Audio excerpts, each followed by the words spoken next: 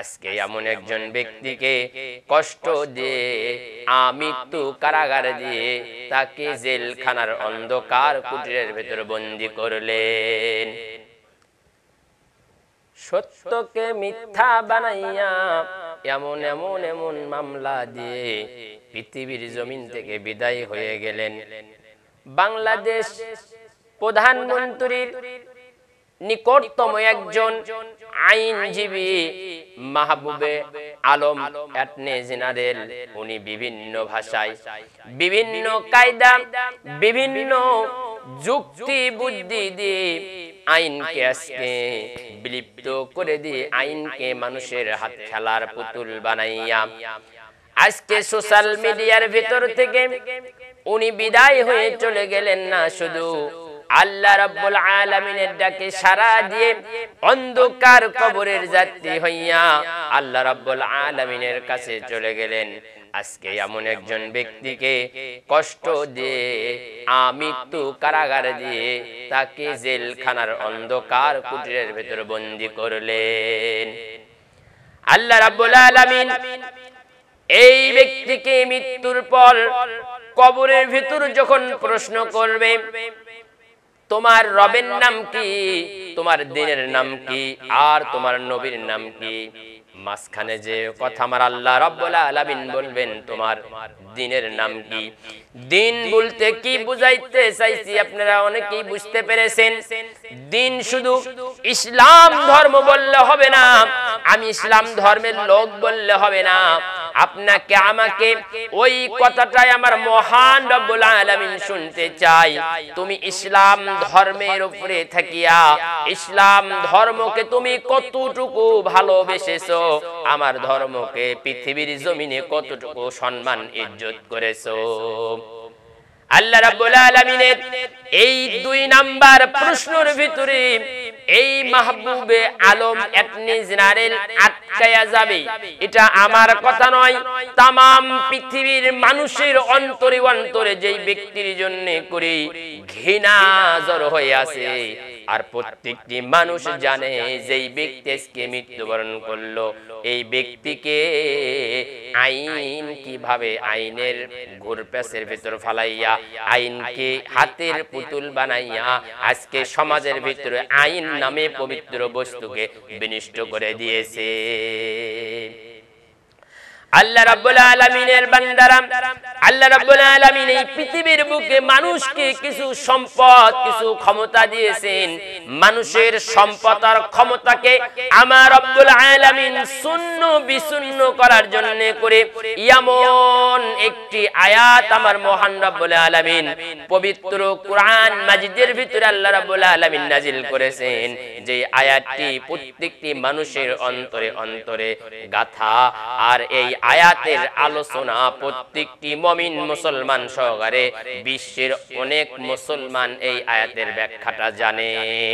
যখন কোন মুসলমানের এই পৃথিবীর জমিন থেকে বিদায় হয়ে যায়, আমরা সর্বপ্রথম ওই বিদায় বার্তাটা শোনার সঙ্গে সঙ্গে আমাদের জবান থেকে বলি ইন্না লিল্লাহি ওয়া ইন্না ইলাইহি রাজিউন।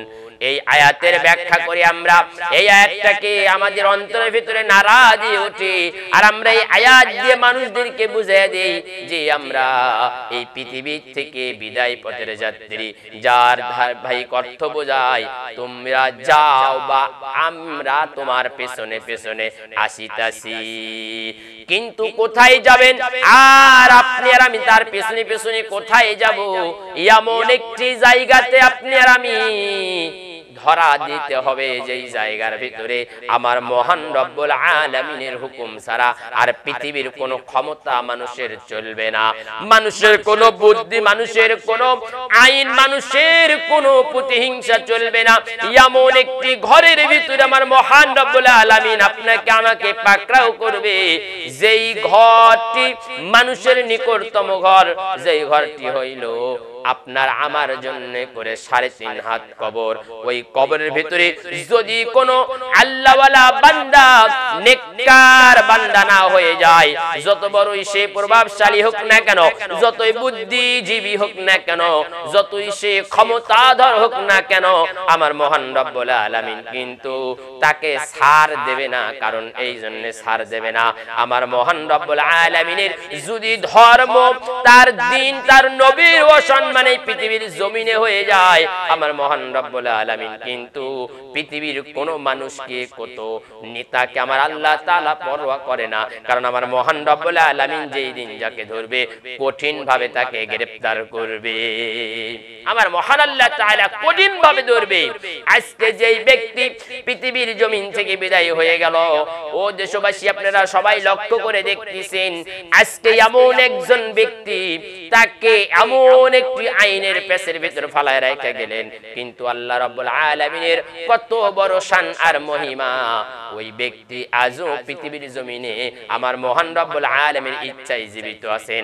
আর যেই ব্যক্তি ওই ব্যক্তিকে অন্যায় ভাবে, এমনকি মিথ্যা মামলা দিয়ে আমৃত্যু কারাগারের ব্যবস্থা করে দিল, আজকে ওই ব্যক্তি পৃথিবীর জমিনে নাই, এমন দেশে চলে গেলেন যেই দেশ থেকে ফিরে আসার আর কোনো সুযোগ নাই।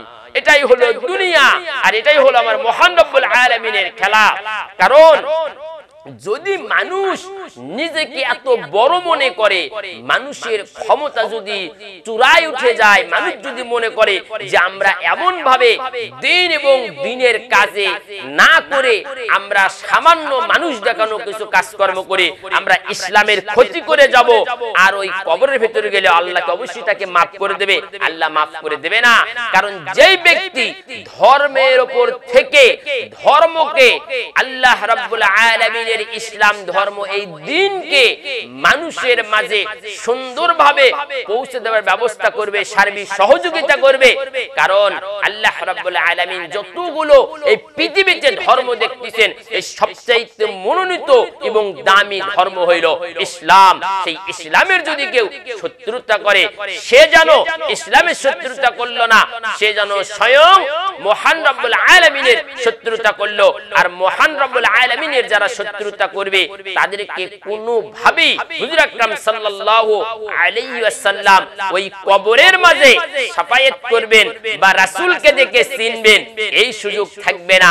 এই জন্যই থাকবে না যেই ব্যক্তি আজকে পৃথিবী থেকে বিদায় হয়ে চলে গেলেন 2009 সাল থেকে, তিনি এই দায়িত্বের ভেতর আসার পর আইন নামে যেই বস্তু, আইনের যেই একটি পবিত্র একটি বিধান ছিল, এই বিধানটি নষ্ট হয়ে গেছে। সব জানি ধোঁয়াশার মতো দেখতেছি আমরা।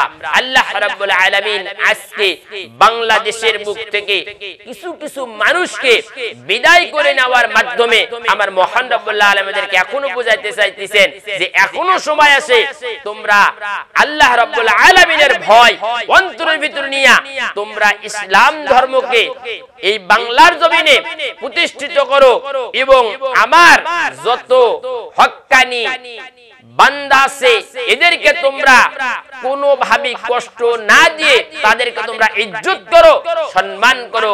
আমি রব্বুল আলামিন তোমাদেরকে অবশ্যই হেফাজত করব। এটাই হলো আমার মহান রব্বুল আলামিনের ইচ্ছা, এটা আমার মহান রব্বুল আলামিনের চাওয়া। আমরা বুঝতে পারতেছি না, আজকে আমরা ক্ষমতার জোরে, বিভিন্ন টাকার জোরে, বিভিন্ন কথার মাধ্যমে আমরা বিভিন্ন বই পুস্তক করে যে আইনি ভাষাগুলো আমরা বিধান মনে করে, পবিত্র মনে করে সামনে দিতেছি, আসলে কি আদৌ এই জিনিসগুলো সত্য কিনা, এই জিনিসগুলো কতটুকু সত্য আর কতটুকু মিথ্যা, এটাকে কোরআনের সাথে আপনাকে জাস্টিফাই করতে হবে।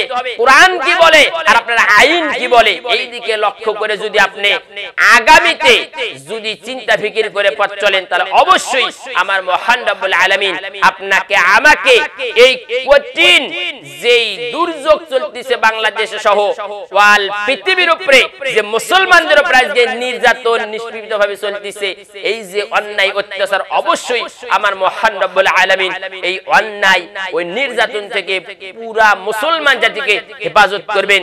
এবং আমরা যারা বাংলাদেশী মানুষ আছি, যারা আমরা মুসলমান হিসেবে বসবাস করতেছি, আল্লাহ রাব্বুল আলামিনের রহমত নাজিল হবে যদি আমরা আল্লাহওয়ালা ব্যক্তিদেরকে মিথ্যা মামলা থেকে অতি তাড়াতাড়ি কোন চুক্তিবদ্ধ না রেখে তাদেরকে বিভিন্ন ভাষায় বিভিন্ন মাধ্যমে তাদেরকে কোনো চাপ সৃষ্টি না করে যদি আমরা নিঃশর্ত মুক্তি দিয়ে কোরআনের কথা বলার জন্য করে আবার মাঠে ময়দানে সুযোগ করে দিতে পারি, ইনশাআল্লাহ আমার মহান রব্বুল আলামিন অবশ্যই এই জাতির উপরে থেকে আল্লাহ রাব্বুল আলামিনের আযাব গজব উঠায় নেবেন, রহমতের সকিনা নাজিল হবে ইনশাআল্লাহ। আল্লাহ রাব্বুল আলামিন আপনাকে আমাকে সবাইকে ন্যায় এবং নিষ্ঠার সাথে হক এবং বাতিলের পার্থক্য বুঝে ঈমান নিয়ে অন্ধকার কবরে যাওয়ার মতো তৌফিক দান করুন, আমিন। আসসালামু আলাইকুম ওয়া রাহমাতুল্লাহি ওয়া বারাকাতুহু।